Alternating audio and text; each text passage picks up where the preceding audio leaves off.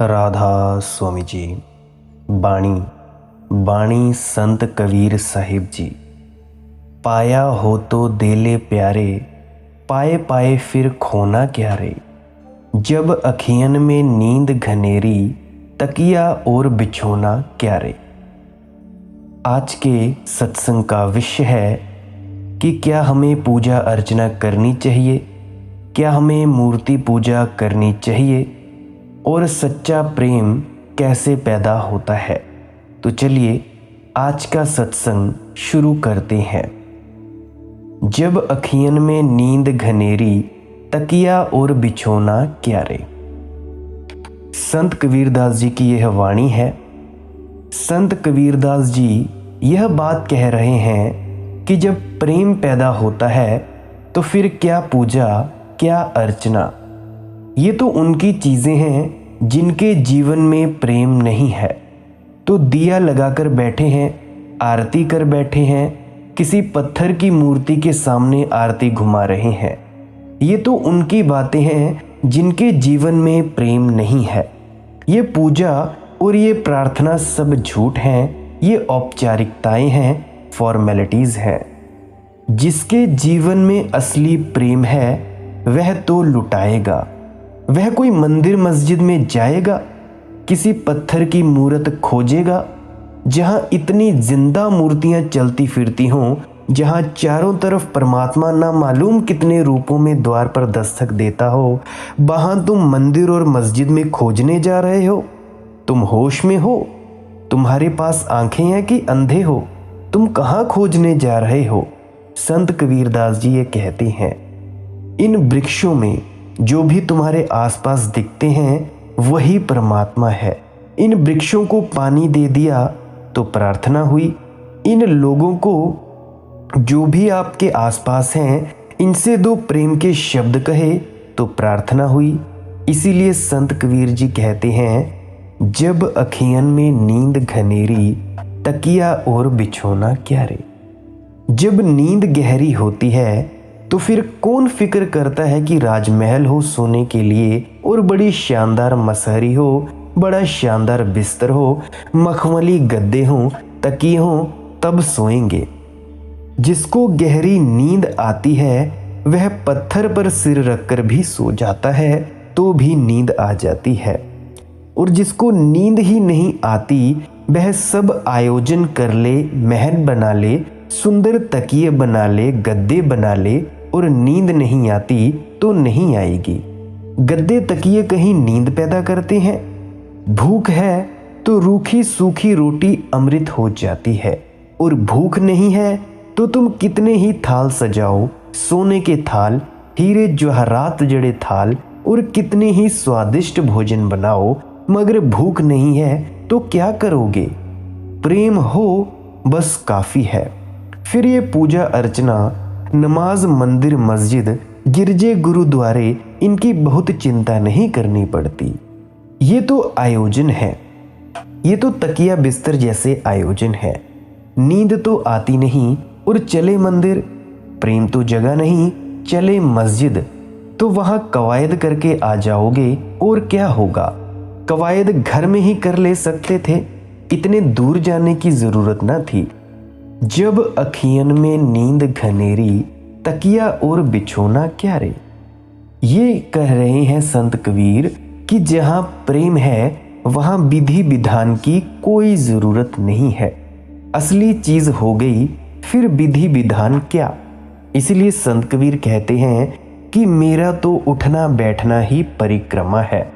मैं खुद खाता पीता हूँ, यही भगवान के लिए लगाया गया मेरा भोग है। अब और मैं कोई परिक्रमा नहीं करता, मैं और कोई पूजा नहीं करता। इसको उन्होंने सहज योग कहा है। असली का ख्याल करो, नकली पर मत जाओ। लेकिन लोग नकली पर परेशान हैं। तुम इसकी फिक्र ही नहीं करते कि कैसे नींद आए। तुम इसकी फिक्र करते हो कि गद्दा तकिया कैसे अच्छा हो जाए। गद्दे तकिए से नींद के पैदा होने का कोई भी तो वैज्ञानिक संबंध नहीं है। तुम सम्राटों से पूछो, राजा महाराजाओं से पूछो, गद्दियों पर जो आसीन है ये पीएम सीएम, जिनके पास गद्दे तकिए हैं, और नींद नहीं आती। मजा तो ये है कि जैसे जैसे गद्दे तकिए अच्छे होते चले जाते हैं वैसे वैसे नींद मुश्किल होती चली जाती है। अमेरिका में सबसे ज्यादा नींद कम हो गई है, गद्दे तकिए सबसे ज्यादा अच्छे हो गए, विधि विधान पर ज्यादा ध्यान हो गया, नींद का मूल रूप खो गया। तुमने अक्सर देखा होगा कि अमीर आदमी की भूख खत्म हो जाती है, जब तक भोजन जुटा जाता है तब तक भूख खत्म हो जाती है। गरीब आदमी के पास भूख होती है और भोजन नहीं होता। अब तुम्हें अगर दोनों में से चुनाव करना हो तो गरीब की भूख चुन लेना, अमीर का भोजन मत चुन लेना। लेकिन अधिक लोग अमीर का भोजन चुनते हैं। वे कहते हैं भूख में क्या रखा है, ना लगी तो चलेगा, दवा ले लेंगे मगर भोजन तो चाहिए। तुम मूल को चूक जाते हो, गौण को पकड़ लेते हो, शूद्र को पकड़ लेते हो, व्यर्थ को पकड़ लेते हो, और ऐसी ही स्थिति धर्म के जगत में हो जाती है। विधि विधान महत्वपूर्ण हो जाते हैं। कोई शीर्षासन लगाए खड़ा है, मन को उल्टा करना है, वे तन को उल्टे किए खड़े हैं। वे सोचते हैं कि तन को उल्टा करने से मन उल्टा हो जाएगा, कोई फर्क ना पड़ेगा, इतना सस्ता मामला नहीं है। मन को जीतना है, वे तन को जीतने में लगे हुए हैं। ना मालूम कितनी कवायतें कर रहे हैं, ना मालूम किस किस ढंग से उल्टे सीधे शरीर को घुमा रहे हैं, फिरा रहे हैं। तुमने सत्य को कोई सर्कस समझा है? युग सर्कस हो गया है, एक तरह के व्यायाम की व्यवस्था हो गई है। उसका मूल रूप खो गया, असली बात खो गई, ध्यान तो खो गया, आसन महत्वपूर्ण हो गए।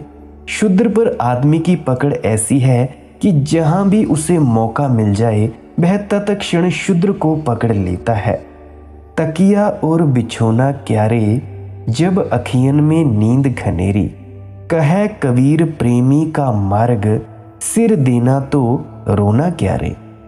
और संत कबीर कहते हैं यह प्रेम का मार्ग तो सिर देने का मार्ग है।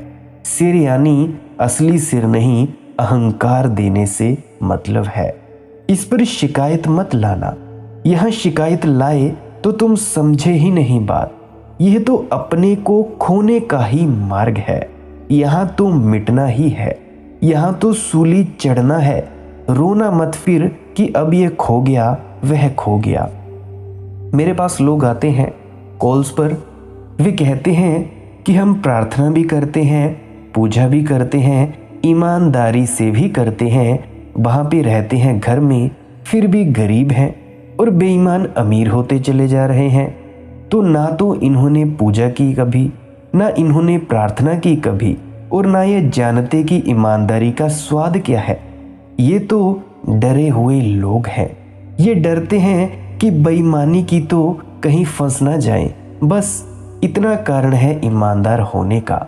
और कुछ तो कर नहीं सकते, जेब काट नहीं सकते, जो जाकर मंदिर में प्रार्थना कर आते हैं कि हे प्रभु हम तो नहीं कर सकते, तू ही कर दे हमारी तरफ से। लेकिन इनका दिल वही है, ये भी चाहते वही हैं जो बेईमान को मिल रहा है।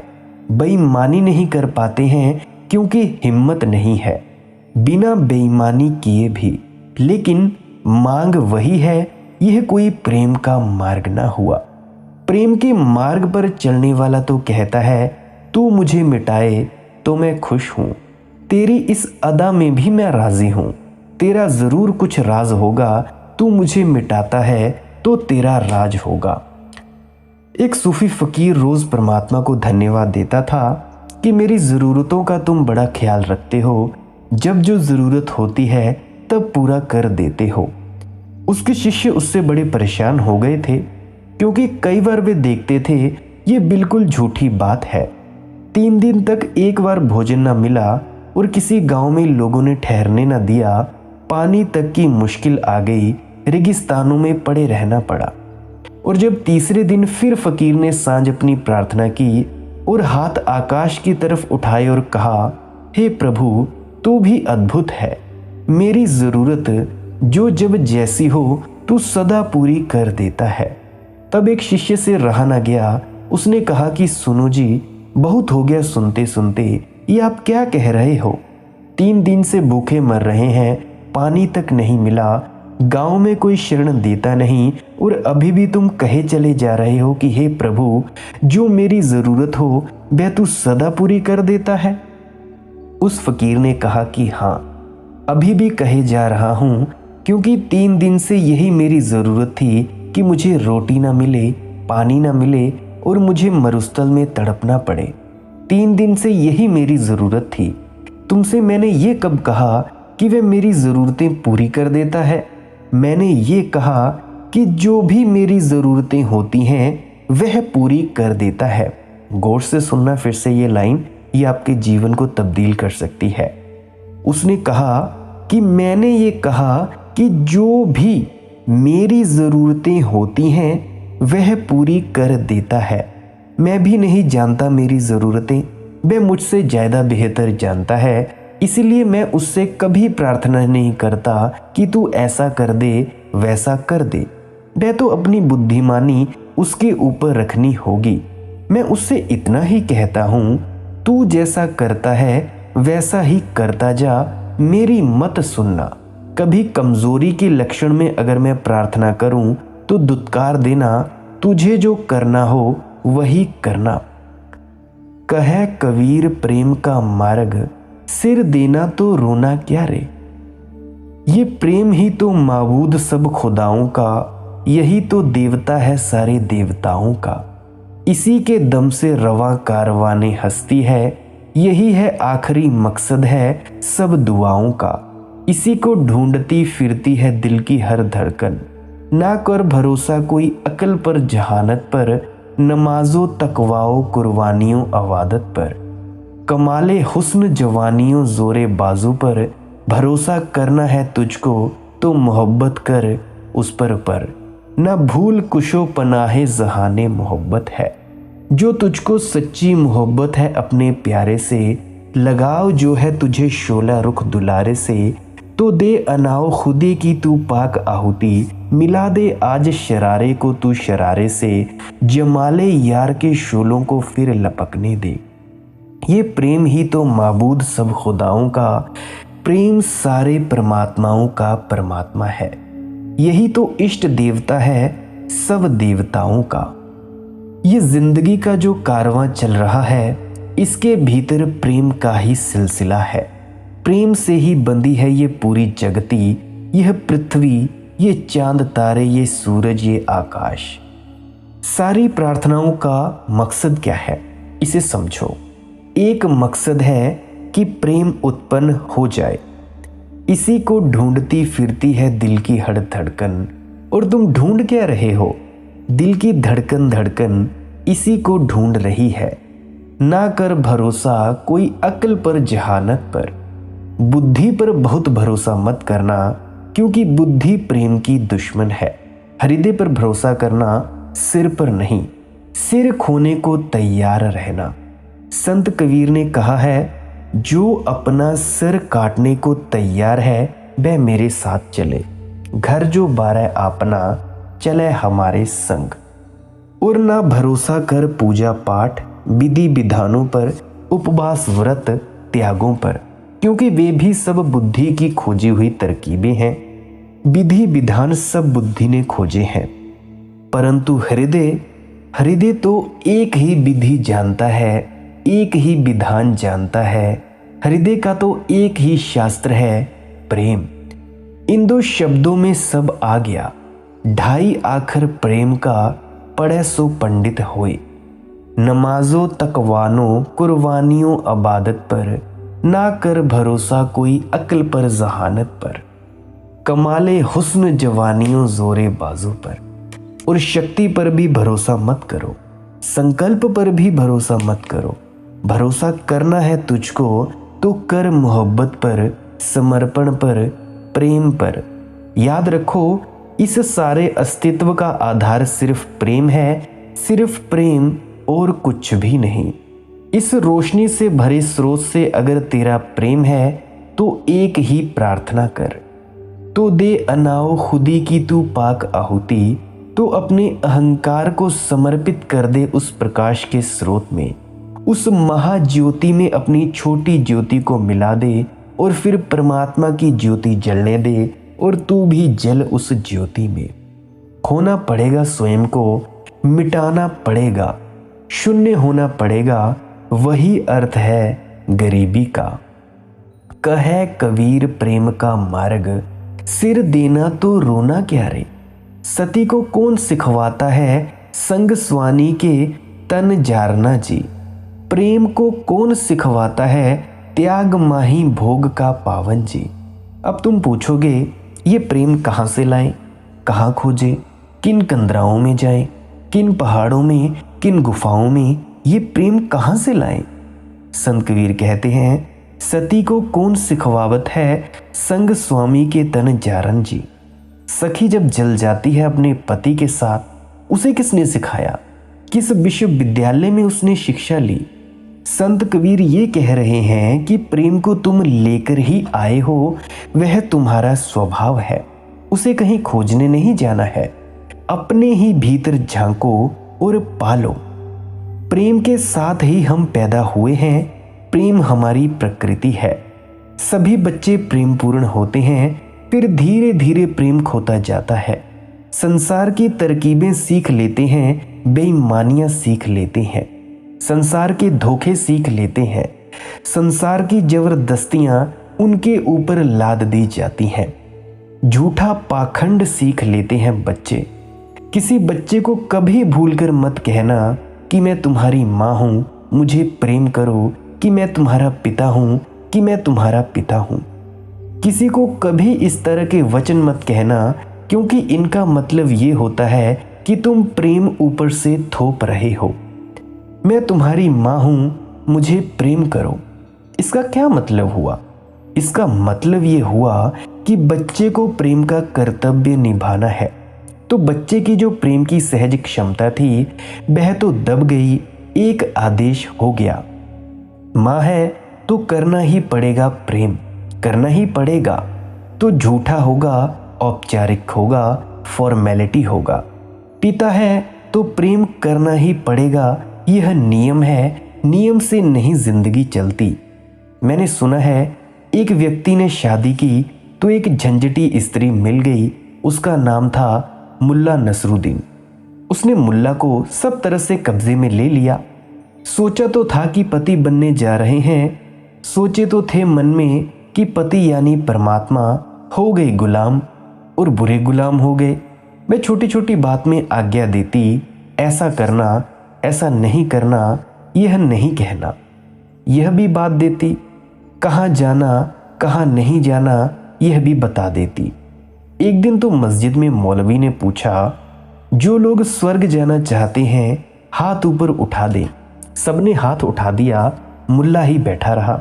पूछा मौलवी ने, बड़े मियाँ आप हाथ नहीं उठाते, स्वर्ग नहीं जाना, सुना नहीं? मुल्ला ने कहा, सब सुन लिया मगर टांग नहीं तुड़वानी। मौलवी ने पूछा, स्वर्ग में टांग टूटने की बात सुनी कहाँ, पढ़ी कहाँ? तो मुल्ला ने कहा, पढ़ने सुनने का सवाल नहीं है। जब घर से आने लगा तो पत्नी ने कहा, मस्जिद से सीधे घर आना, नहीं तो टांगे तोड़ दूंगी। जाना तो स्वर्ग है मगर टांगे नहीं तोड़वानी। फिर तो धीरे धीरे पत्नी का कब्जा जैसे बढ़ता गया। वह तो लिस्ट देने लगी उसको, यहाँ जाओ, यह करो, यह नहीं करो, यह बोलना, यह खरीद लाना, फला जगह मत जाना। वह भी उसमें लिखा रहता तो फेयर लिस्ट में दे देती उसको सुबह से, और मुल्ला वैसा वैसा करता जैसा उस फेयर लिस्ट में लिखा जाता। फिर एक दिन ऐसा हुआ कि पत्नी पानी भर रही थी कि कुएं पर वहां पे गिर गई। चिल्लाई, मुल्ला भागकर आया, झांक कर देखा। पत्नी बोली, क्या खड़े खड़े देख रहे हो, रस्सी लाओ और मुझे निकालो। मुल्ला ने कहा, लेकिन फेयर लिस्ट में तो ये लिखा ही नहीं, ये मैं कैसे कर सकता हूं? हम लोगों की सहजता को नष्ट कर देते हैं। आदेश कि प्रेम करो, पत्नी कहती है मुझे प्रेम करो, मैं पत्नी हूं। पति कहता है मुझे प्रेम करो, मैं पति हूं। जैसे कि प्रेम भी किया जा सकता है, प्रेम होता है, किया नहीं जाता। यह करने की वजह से होने की क्षमता नष्ट हो गई है। संत कबीर ठीक कहते हैं, सती को कौन सिखावत है, संग स्वामी के तन जारना जी। पति के साथ चिता पर चढ़ जाना सती को किसने सिखाया है? उसी के दिल से आया है। ऐसे ही जो परमात्मा के प्रेम में पड़ता है, जब मनुष्य के प्रेम में लोग जल जाते हैं तो परमात्मा के प्रेम का तो कहना ही क्या। बस प्रेम होता है तो आदमी जलने को तैयार होता है। जलना सौभाग्य है। प्रेम को कौन सिखावत है, त्यागी माही भोग का पावना जी। और प्रेम सदा त्याग करता है, इसीलिए नहीं कि त्याग करना चाहिए, प्रेम से त्याग होता है। तुम्हारा प्यारा बीमार है, तुम रात भर जागकर बैठे हो, इसीलिए नहीं कि प्रेम के कारण जागकर बैठना चाहिए। चाहिए का प्रश्न ही कहाँ है, चाहिए गंदा शब्द है। कर्तव्य नहीं है यह कि करना ही है, यह तुम्हारा आनंद है। यहाँ कहीं भी तुम्हें ऐसा भाव नहीं उठता कि मैं कोई एहसान कर रहा हूँ या कर रही हूँ, यह तुम्हारी सहज दशा है। प्रेम त्याग करना जानता है, और जो प्रेम नहीं जानते उनके त्याग सब झूठे हैं, थोथे हैं। प्रेम से जो त्याग आए वही सच है। मन लागो मेरा यार फकीरी में, उस प्रेम के प्रेम में पड़ गया हूं, तब से फकीरी में रस आने लगा, ऐसा संत कबीरदास जी कहते हैं। उसके लिए सब छोड़ने को तैयार हो। उपनिषदों का एक वचन है, तेन तख्तेन बुझी था, जिन्होंने छोड़ा उन्होंने ही भोगा। बड़ा अपूर्व वचन है। उपनिषदों में इसके मुकाबले दूसरा कोई वचन नहीं। सब उपनिषद खो जाएं, यह एक वचन बच जाए तो इसी से कुंजी मिल जाएगी और सारे उपनिषद फिर से जन्माए जा सकते हैं। जिन्होंने त्यागा उन्होंने ही भोगा, ये बड़ा अपूर्व वचन है। या जिन्होंने भोगा वे ही जिन्होंने त्यागा। अब त्याग और भोग को हम उल्टा अक्सर समझ लेते हैं। हम समझते हैं त्याग और भोग दुश्मन है, और ये सूत्र कुछ और कह रहा है। ये कह रहा है कि त्याग से ही भोग है, त्याग में ही भोग है। आखिर ये भोग कौन सा है? ये किस भोग की बात कर रहे हैं? ये प्रेम में जो त्याग घटता है उसमें बड़ा भोग है, बड़ा रस है, बड़ा आनंद है। सती जब जल जाती है अपने पति के साथ तो दुख से नहीं जलती, अहो भाव से जलती है, आनंद से जलती है, नाचते हुए जलती है। सती का अपने पति की चिता पर चढ़ना उसकी सुहागरात है। आज मिलन पूरा हुआ, पहले भी मिलन हुआ था, पहले भी ऐसा हुआ था, लेकिन वह तन की ही था मिलन। आज तो तन गए और आज तो भीतर का भीतर से मिलन हुआ। आज देह की बाधा भी न रही, ये उसके परम सौभाग्य का क्षण है। तू आज तोड़ दे सब बुत उस एक बुत के सिवा। एक परमात्मा ही तुम्हारी स्मृति में रह जाए, एक वही अमूर्त तुम्हारी मूर्ति बन जाए। तू आज तोड़ दे सब बुत उस एक बुत के सिवा, और सब मंदिर मस्जिद जाने दो, सब मूर्तियां विदा करो, हृदय को खाली करो। कोई भी दूसरी मूर्ति तुम्हारे हृदय में हो तो बाधा रहेगी। सब आकृतियां जाने दो, तुम निराकार हो, बैठे रहो, ताकि निराकार उतर सके। निराकार में ही निराकार उतरता है। यदि मोहम्मद ने कहा था, मुसलमान गलत समझे, वे समझे कि मंदिरों में जाकर मूर्तियां तोड़नी है। मोहम्मद ने कहा था, मन के मंदिर में जो भीतर मूर्तियां हैं वह हटा दो। तू आज तोड़ दे सब बुत उस एक बुत के सिवा, वह बुत जो सामने मौजूद है इबादत को, और वह सदा मौजूद है। जहां आंख करो वहीं मौजूद है, उसकी ही मौजूदगी है और तो कुछ मौजूद नहीं है। वह तैयार खड़ा है, तुम झुको, वह तुम्हें भर देने को तैयार खड़ा है। तुम झुको, वह तुम्हारी प्यास को बुझा देने को तैयार खड़ा है। वह अपनी झोली भरे रखे है, जब भी झुको तब तुम पर वर्षा कर दे। मंदिर मस्जिदों में बंद नहीं है परमात्मा, वह बुत की जिसका नहीं है बुलंद अलाकाम, वह तुझसे दर फलक पर नहीं है जलवामा। ना ही परमात्मा आकाश पर है, ना पाताल में छिपा है, ना मंदिरों मस्जिदों में छिपकर बैठा हुआ है। और परमात्मा एक सपना नहीं है, कल्पना नहीं है, हकीकत है, हक है, सत्य है। यह जो सारा ब्रह्मांड है उसी के पैर हैं, उसी के चरण हैं। तुम कहाँ छोटी छोटी आदमियों की बनाई हुई मूर्तियों के पैर पकड़े बैठे हो। आदमी ही बना लेता मूर्तियां, फिर खुद ही पैर पकड़कर बैठ जाता है। खूब खेल कर रहे हो, अपने ही खिलौनों में उलझे हो। ऐसा प्रेम कहीं से लाना नहीं पड़ता जब सरे नमाज उसी बुत के पाँव में रख दे जो तुम्हारे भीतर है। प्रेम को कौन सिखाता है? त्याग माही भोग का पावना जी। नहीं, ये सीखने की बातें नहीं है। तुमने जो सीख लिया उसे भूल जाओ। तुमने जो सीख लिया अनसीखा करो। ये तुम्हारे भीतर पड़ा है झरना। तुम्हारी सीख पत्थर की तरह बैठ गई, इस झरने को रोके है, बहने नहीं देती। जो तुम्हें सिखाया है समाज ने, संप्रदाय ने, धर्म गुरुओं ने, राजनेताओं ने, हटाओ उस कचरे को और तुम्हारे भीतर से उठेगी एक धारा जिसमें तुम बह जाओगे, जिसमें तुम डूब जाओगे। और जहां तुम डूब जाते हो वहीं परमात्मा है। तुमने कभी देखा, जब भी तुम सो जाते हो तो क्या होता है? अगर तुम बिल्कुल थके मांदे आए हो और सो गए हो, बाहर कोई ढोल नगाड़े भी बजाता फिरे तब भी तुम नहीं उठते हो। ऐसा क्या हुआ कि भाई नींद में तुम उठते नहीं, इतने थके मांदे थे और गहरी नींद में सो गए? ये हुआ कि तुम अपने आप में ही स्थित हो गए, लीन हो गए, परंतु बेहोशी की अवस्था में। और उस बेहोशी की अवस्था में तुम परमात्मा से मिल आए, परमात्मा से एकाकार हो आए। और फिर से जब तुम उठे, वही ऊर्जा, वही स्फूर्ति लेकर उठे। और परमात्मा की ही ऊर्जा हम सभी में रोज प्रवाहित होती है जैसे ही हम सो जाते हैं।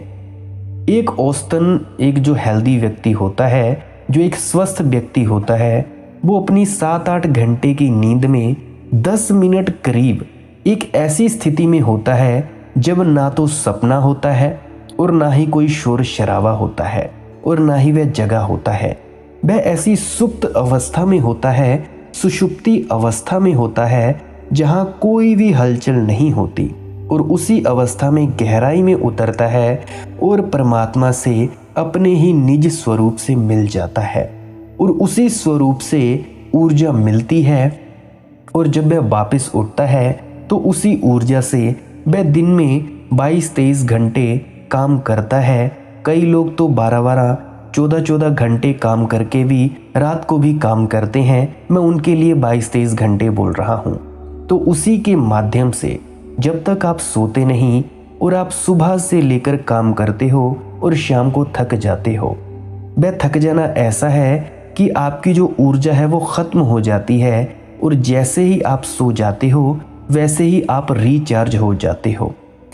एक आपको बात कहना चाहूँगा कि अगर आप ध्यान भी करोगे तो वो भी एक विश्राम है, वो भी एक तरह की नींद है। परंतु लेटकर सोना सोया सोया ध्यान है और चौकड़ी मारकर या किसी सुखासन में बैठना वो एक जगह जगह ध्यान है। ध्यान और निद्रा में कोई ज़्यादा फर्क नहीं है। फर्क बस इतना है तुम्हारे जागरूकता में। जागरूक हो और आराम से बैठे हो, कुछ नहीं कर रहे हो, कुछ नहीं सोच रहे हो, तो वो ध्यान। परंतु जगे हुए होने चाहिए। अगर तुम बेहोश हो, कोई चेतना नहीं है, पूरी तरह से तुम्हें कुछ भी अता पता नहीं है, तुम्हारी चेतना पूरी तरह से बेहोश है, तो वो है नींद। बस यही फर्क है। ऐसा समझो कि तुम बेहोश हो, नींद में हो और तुम्हें किसी बगीचे में से घुमाकर ले आया जाए। और जैसे ही तुम घर पे आओ तो हल्की सी सुगंध तुम्हारे नाक में रहती है। जैसे ही तुम उठोगे तो तुम कहोगे कि कुछ ना कुछ तो ऐसा हुआ है जिससे मैं इतना फ्रेश महसूस कर रहा हूँ या कर रही हूँ कि कुछ ना कुछ तो फूलों की सुगंध है।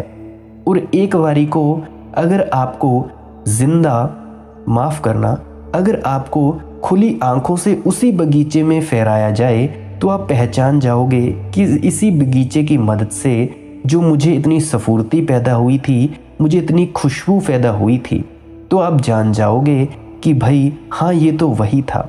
उसी प्रकार से नींद और ध्यान में हल्का सा अंतर है कि नींद में आप सोए रहते हो, ध्यान में आप जगे रहते हो।